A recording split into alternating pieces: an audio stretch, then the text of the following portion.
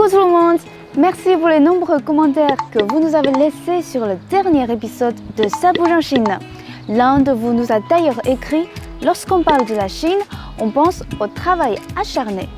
Alors c'est vrai que les Chinois travaillent beaucoup, mais rassurez-vous, on sait aussi s'amuser de plein de manières différentes.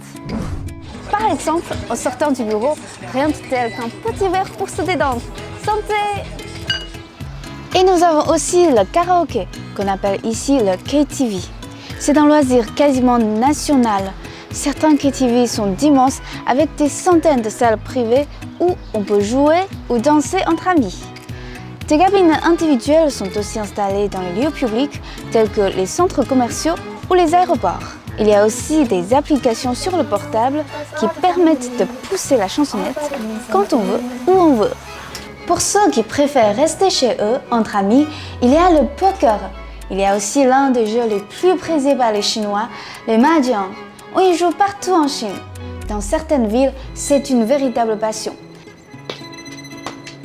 Parfois, au détour d'une ruelle, on se retrouve nez à nez avec des personnages autant respectés que redoutés.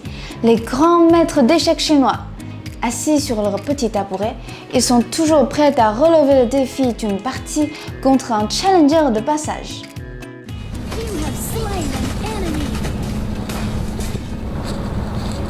Pour les jeunes, ce sont évidemment les jeux vidéo qui sont à la mode. C'est drôle et en plus, on peut sociabiliser avec les joueurs qui se trouvent parfois à l'autre bout du monde.